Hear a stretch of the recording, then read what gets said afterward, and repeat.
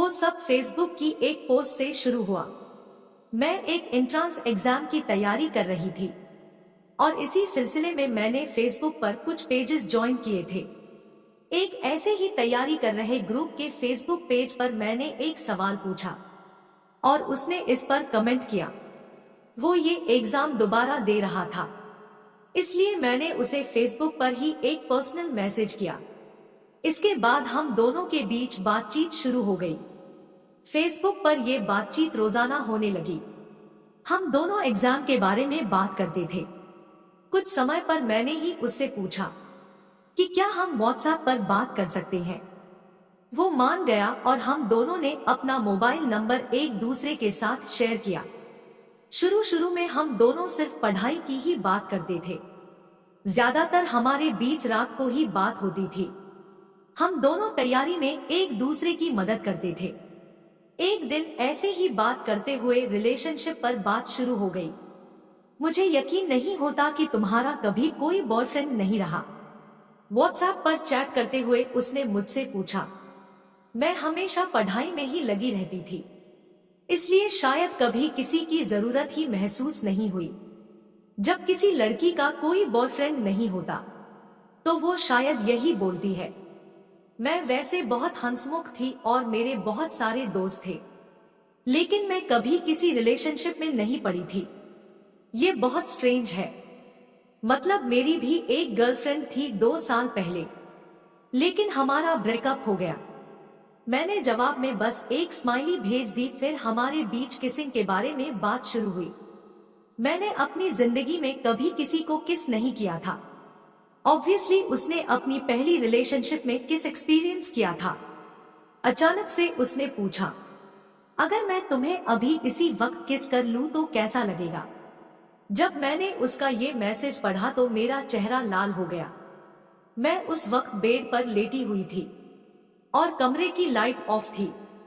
मैं उसे कुछ ही दिन से जानती थी, लेकिन उसका यह सवाल मुझे बिल्कुल भी बुरा नहीं लगा।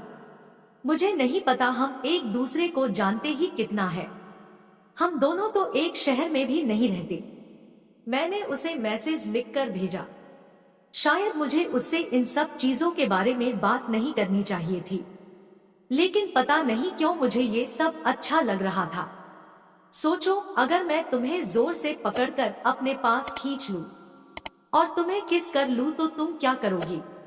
उसने पूछा, क्या होगा अगर मैं तुम्हें धक्का देकर दूर हटा दूं। मुझे समझ ही नहीं आया कि और क्या बोलूं। वो जिस तरह से मुझसे फ्लर्ट कर रहा था मुझे अच्छा लग रहा था। मुझे पता था कि इन सब बातों का कोई अंजाम नहीं होगा। शायद इसीलिए मैं उससे ये सब बात कर पा रही थी, बिना कोई प्रेशर और डिस्कम्फर्ट फील किए बिना। फिर मैं तुम्हें और जोर से पकड़ लूंगा और तुम्हें कुछ नहीं करने दूंगा। मैं अपने होंठ तुम्हारे होठों पर रख दूंगा और तुम्हें जोर से किस करूंगा। तुम्हें अच्छा लगेगा। जिस वक्त मैंने वो पढ़ा मुझे सच में उसकी जरूरत महसूस होने लगी। मुझे शायद वो अच्छा लगेगा। मैंने एक नोटी स्माइली के साथ उसे लिखकर भेजा। मैं उस वक्त मुस्कुरा रही थी। उस पूरी रात हमने इसी तरह बात की। वो मुझसे फ्लर्ट कर रहा था, कुछ भी वो वाली बातें कहता और मैं वापस उससे फ्लर्ट करती। ये सब कुछ दिनों तक चलता रहा। फिर हमने स्काइप पर बात की। जब हमने स्काइप पर बात करनी शुरू की सब कुछ बदलने लगा।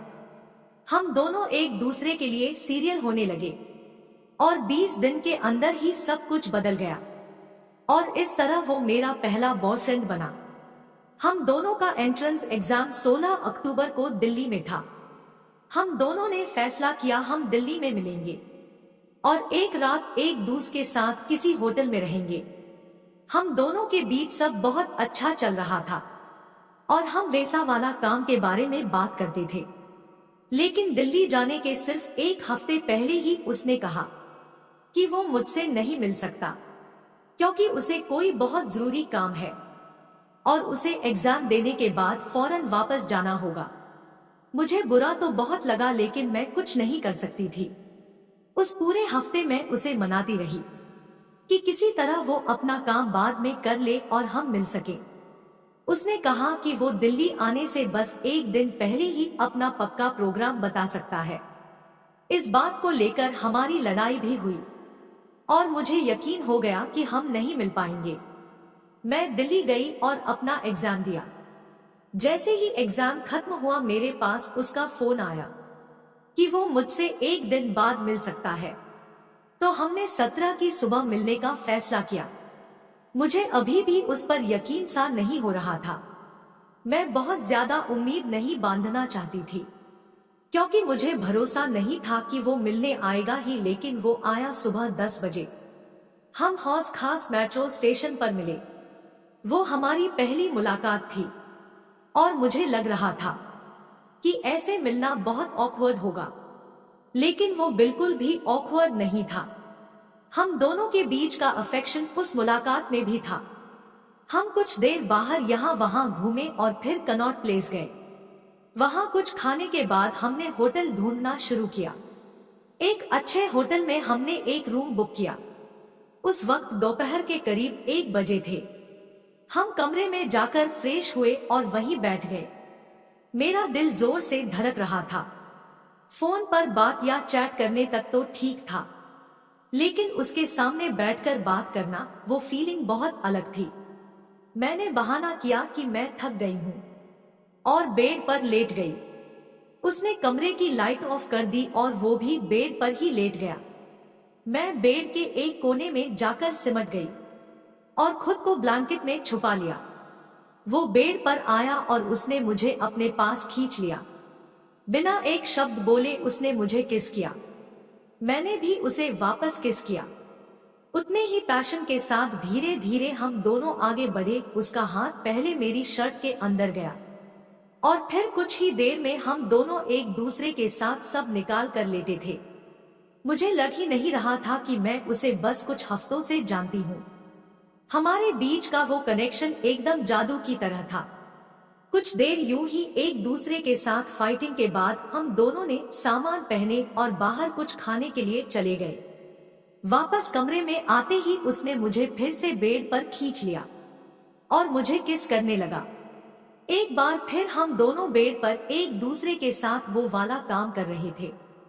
उसे अपना घोड़ा निकाला। मैं बहुत ही नर्वस हो रही थी क्योंकि मेरे लिए वो पहली बार था और मैंने सुना था कि पहली बार में बहुत ज्यादा वो होता है। मेरी आंखों में ये कंफ्यूजन उसने देख ली। वो मेरे पास यूं ही आकर लेट गया और मेरे से बातें करने लगा। मैं भी चाहती थी वो वाला काम करना, लेकिन मुझे दर्द से डर लग रहा था। उसने कहा कि वो धीरे धीरे सब कुछ करेगा। मैं मान गई। वो बस शुरुआत थी। सुबह तक मैं पूरी तरह एग्जॉस्ट हो चुकी थी। उस दिन हम दोनों को वापस जाना था और हमारी ट्रेन शाम की थी। हमने सारा दिन बेड में ही एक दूसरे के साथ बातें करते हुए बिताया। वो रात मेरी जिंदगी की सबसे खूबसूरत रात बन गई। हम दोनों का रिश्ता आज भी उतना ही मजबूत और खूबसूरत है। हम दोनों रोज बात करते हैं और स्काइप पर बात करते हैं। मैं हमेशा से चाहती थी कि मेरा फर्स्ट टाइम ऐसा ही हो जैसे सब कुछ हुआ और मुझे बहुत अच्छा लगता है। बार बार वो सब सोचना भी। अगर तुम ये पढ़ रहे हो तो मैं तुम्हें कहना चाहती हूँ आई लव यू। मैंने तुमसे ये कभी नहीं कहा क्योंकि मुझे डर लगता था कि पता नहीं तुम भी मुझे प्यार करोगे या नहीं, लेकिन जब ही समय आएगा तो मैं खुद तुमसे कहूंगी। दोस्तों, उम्मीद है आप सभी को ये कहानी पसंद आई हो। अगर पसंद आई हो तो वीडियो को लाइक और ऐसे वीडियो देखने के लिए हमारे चैनल को सब्सक्राइब जरूर करें। धन्यवाद।